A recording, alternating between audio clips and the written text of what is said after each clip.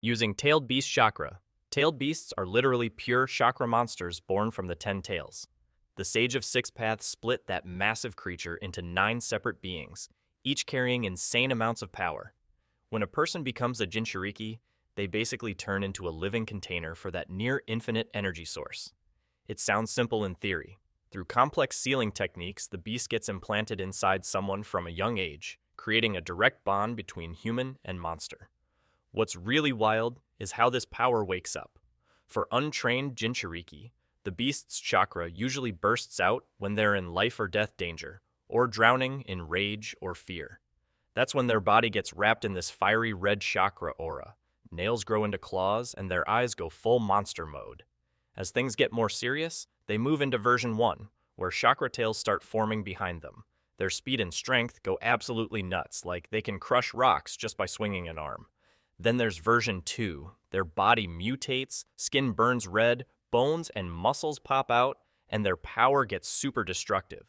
But the real peak of this bond is perfect Jinchuriki, when human and beast are 100% synced through trust.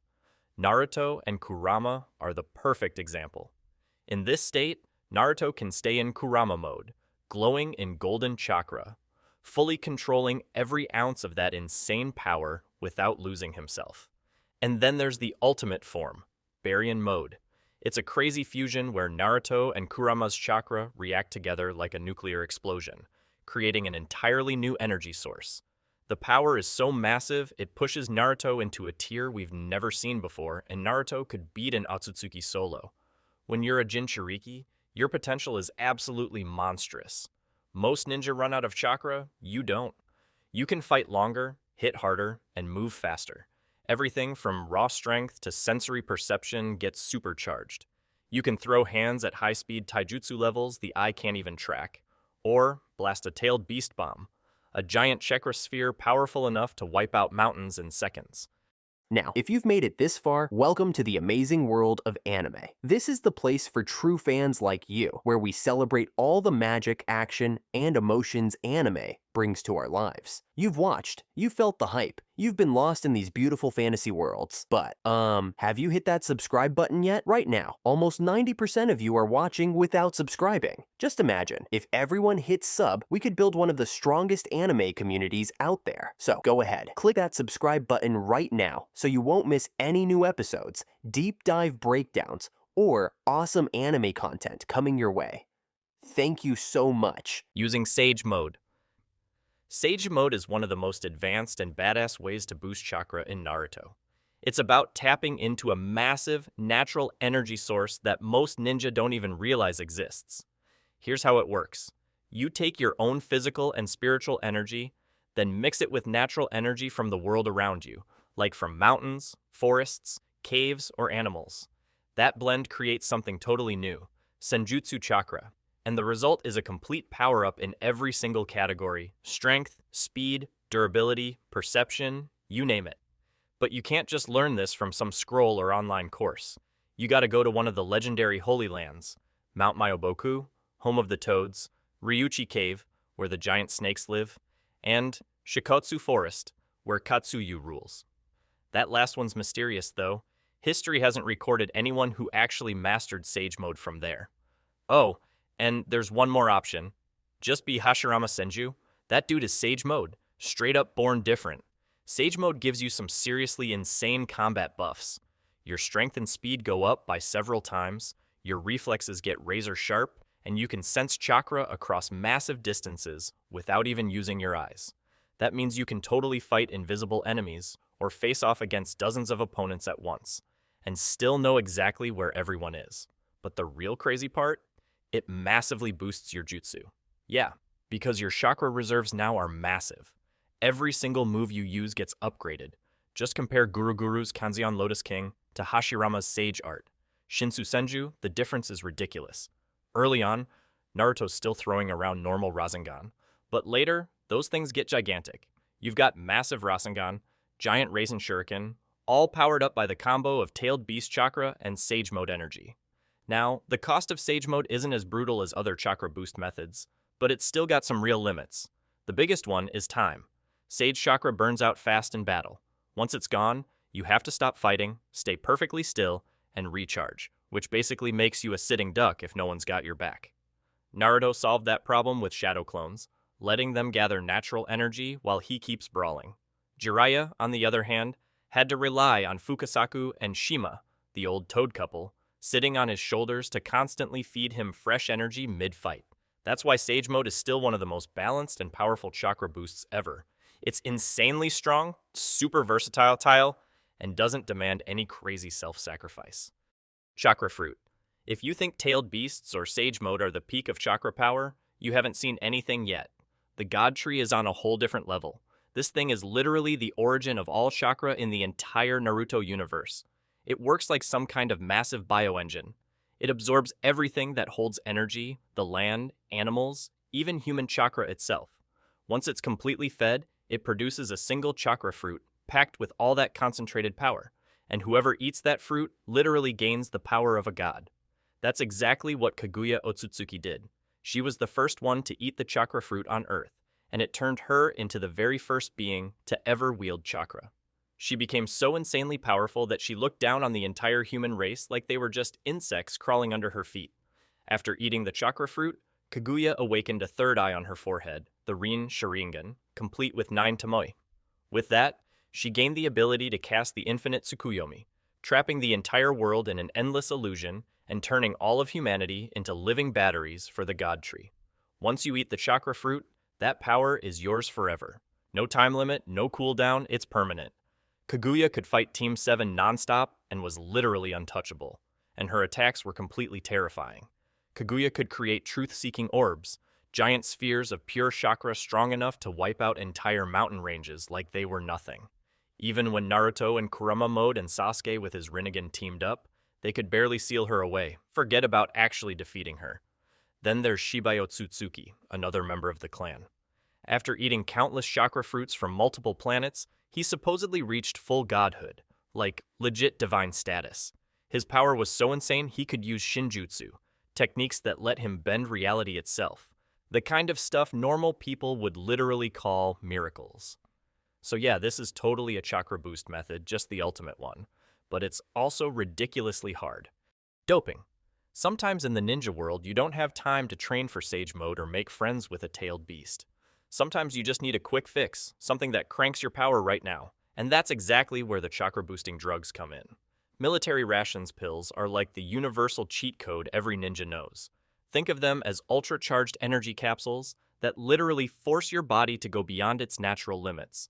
Once you pop one, your body goes wild, dumping out every last drop of chakra it's got and keeping you running at full power for hours and hours. You can fight nonstop for 3 straight days and nights, no breaks. It's like turning yourself into a damn chakra machine that refuses to shut down. But if you're an Akamichi, you've got access to something way more dangerous, the 3-colored pills. First up is the green spinach pill, the beginner dose. It turns your body fat straight into chakra and multiplies your strength several times over. Next is the yellow curry pill, which hits way harder but starts messing with your organs because your energy is converting too fast. And finally, the red chili pill. This one's basically a death wish. It burns all your body fat into chakra, giving you a 10-fold power boost for a short time. Military rations. Pills can be used by any ninja. Doesn't matter what clan you're from, pop one of these and you're juiced. But the 3-colored pills only work for the Akamichi clan, because their bodies are naturally built to turn body fat into chakra. That's their secret advantage. It's super convenient, super reliable, but like everything in the ninja world, power that comes easy always has a crazy high price. With military rations pills, your body basically switches into full emergency mode. You're running non-stop, pushing every system to the limit. After 3 days of non-stop fighting, when the pill finally wears off, you just collapse. Total burnout. Your energy's completely drained, every reserve empty. You'll need days of rest and medical care just to get back on your feet again. But the 3-colored pills are way nastier. The green pill messes you up a little, it causes mild damage, but you can still recover naturally. The yellow pill starts wrecking your organs, straight up poisoning you because your body's burning energy too damn fast. And the red pill's a death sentence. It burns all your life energy for one last, insane burst of power. Choji only survived it because of Tsunade. That's the real nature of doping. It gives you strength when you absolutely need it most, but your body always pays the bill later. Chakra transfer technique. There's one chakra boost method that most people totally sleep on, but it's crazy important in those big, world-changing battles, and that's direct chakra transfer. This technique is all about connection, sharing energy from one person to another. Basically, a ninja with a massive chakra reserve can literally pass some of their energy to their teammates, letting them fight on a whole different level, way beyond what they could normally handle. The source of this chakra usually comes from someone special, like a Jinchuriki, or someone who's insanely good at controlling chakra, like Tsunade. But the ultimate example is Naruto. During the Fourth Great Ninja War, literally gave Kurama's chakra to the entire Shinobi Alliance.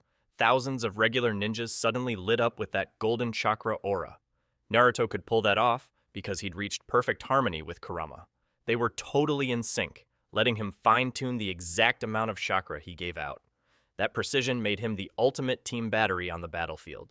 When ninjas in the Alliance got chakra from Naruto, they basically became like version 1 Jinchuriki.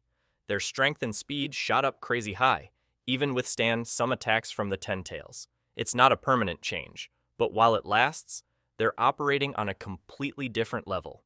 Tsunade uses this chakra transfer trick for healing, mostly through Katsuyu, her giant slug.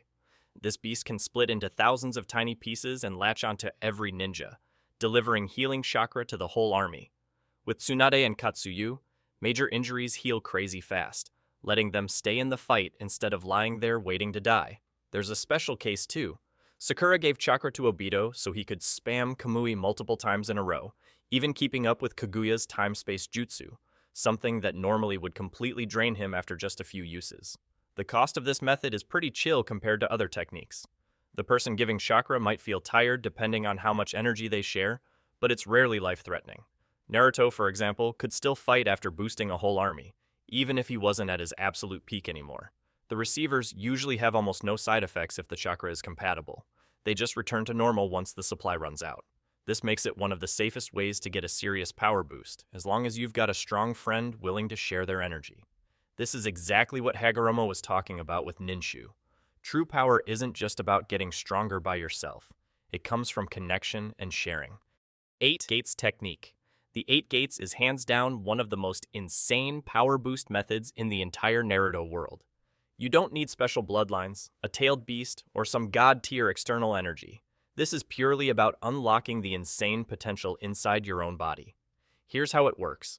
The user opens up each chakra gate along their body's energy network, breaking through the natural limits your body sets to protect itself.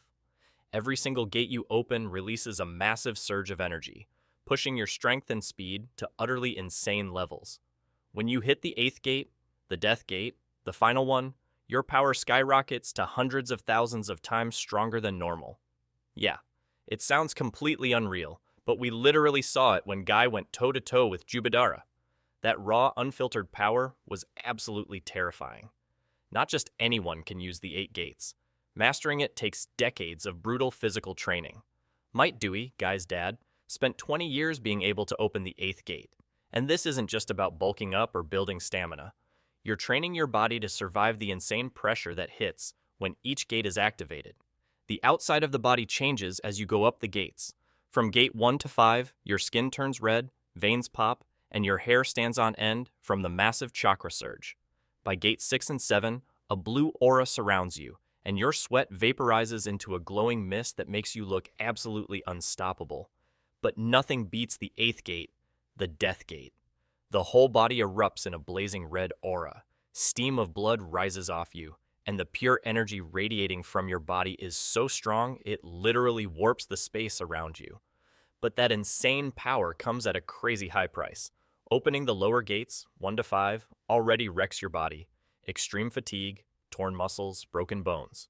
Lee, after using Reverse Lotus, ended up in the hospital for a long time. Totally busted. Gates 6 and 7 are even worse. They destroy your muscles from the inside, cause unimaginable pain, and straight up shorten your lifespan. And the 8th gate is basically a death sentence. The user's body gets burned from the inside out by their own energy, cell by cell, until nothing's left but ash. Guy only survived because Naruto with 6 paths power intervened just in time.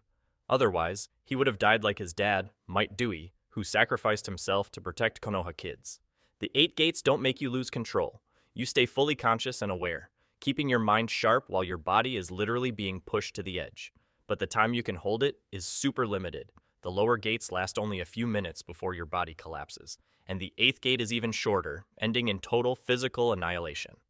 In combat, the 8 gates are all about explosive, instant power. They're for finishing fights fast. The signature moves like Morning Peacock, Daytime Tiger, and the ultimate Night Guy are all about delivering decisive, life-or-death strikes in the shortest possible time.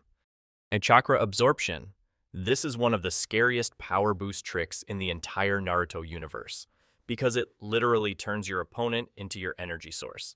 This mechanic shows up in a bunch of different ways. Predapath from the Rinnegan lets you suck up any ninjutsu by placing your hands on the chakra source and pulling it straight into your body. Samehada, the living sword Kisame wields, bites into opponents and devours their chakra through direct contact. Then there's Momoshiki Otsutsuki, who takes it to a whole insane new level. He can literally turn a human into a red chakra orb and eat them to absorb their entire energy. Other users like Yoroya Kato and Jirobo can also absorb chakra through skin contact, but their range and efficiency are way more limited. In fights, chakra absorption is all about long-lasting total power-up. This method is insanely effective at nullifying ninjutsu. It also drains your opponent fast. Every second that ticks by, the enemy gets weaker, while the user grows stronger and stronger. That's why chakra absorption is perfect against Jinchuriki, or any ninja with massive chakra reserves. It's basically turning your opponent's power into your own, giving you a huge, sustainable edge in battle. Curse Mark. The Curse Mark is one of the darkest and most dangerous chakra boosts in Naruto. This isn't about training or bloodlines. This is Orochimaru-level evil. The mark is implanted through a painful ritual, carrying Orochimaru's chakra and a bit of Jugo's DNA, the guy who can naturally absorb energy. Once it's activated, the mark unleashes massive power, boosting both physical strength and chakra way beyond normal limits. Sasuke with the Curse Mark has turned fights that seemed impossible into wins, like his battles against Naruto at the Final Valley, or Deidara in Shippuden. The visuals are terrifying. When activated, black crack-like patterns spread over the body, eyes turn demonic yellow, and skin shifts to a dead gray. At level 2, the user's body mutates with animal-like traits, kinda like how Naruto or Kabuto show frog or snake features. But for Curse Mark users, the mutations are ugly, extreme, and totally reflect their imperfect selves. In combat, the Curse Mark ramps up speed, raw strength, and chakra to insane levels for a short burst, perfect for turning the tide when you're backed into a corner. The Sound 4 in level 2 reached strength equal to a Jonin, and Sasuke could fight neck and neck with Naruto in his boosted versions. At level 2, with wings, Sasuke's mobility skyrockets, making him a nightmare to catch in aerial combat. The mark also boosts the effectiveness of jutsu, especially Sasuke's fire and lightning techniques, but it only lasts for a short time before the body collapses from exhaustion. The price for the curse. Mark's power is absolutely insane. Physically, every time you use it, it hurts like hell and eats your body from the inside. Mentally, the mark amps up your darkest emotions, turning you into a more violent, ruthless version of yourself. And the more you abuse this power, the closer Orochimaru gets to taking full control of your body. Byakugou. Byakugou is the top-tier ninja medical technique, only for the absolute best, like Tsunade and Sakura. Unlike other chakra boosts that rely on beasts, bloodlines, or outside sources, Byakugou is all about prep and insane patience. Here's the deal.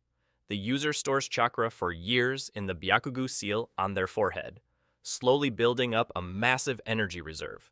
When they release it, all that chakra hits at once, giving them mind-blowingly huge strength and healing power way beyond normal humans. The creation rebirth technique that comes with Byakugou uses chakra to supercharge cell division, healing any injury instantly. That's why Tsunade can get stabbed straight through and still stand up and fight like nothing happened, and Sakura can survive getting impaled by Madara and keep going in the fight. The cost of Byakugou is subtle but serious. It doesn't hurt instantly or make you lose control like other boosts, but it silently shortens your lifespan. That's because the creation rebirth technique speeds up cell division, and every time a cell divides, it loses a tiny bit of life. Tsunade age super fast after spamming Byakugou during the Fourth Great Ninja War. How long you can keep Byakugou going depends entirely on how much chakra is stored in the seal. For Tsunade and Sakura, it lasts through hours of non-stop fighting without exhaustion. The seal usually holds years of chakra, enough to heal hundreds of fatal injuries. And why do I say hundreds? Because this technique has strategic uses too. You can transfer chakra to teammates in emergencies. Tsunade and Sakura pumped chakra through Katsuyu to heal entire networks of ninja. Byakugou is perfect for frontline medical ninjas, those who dive into deadly fights, take lethal hits, but stay standing to protect the squad. Alright, that's it for today. Thanks for watching, and we'll see you next time.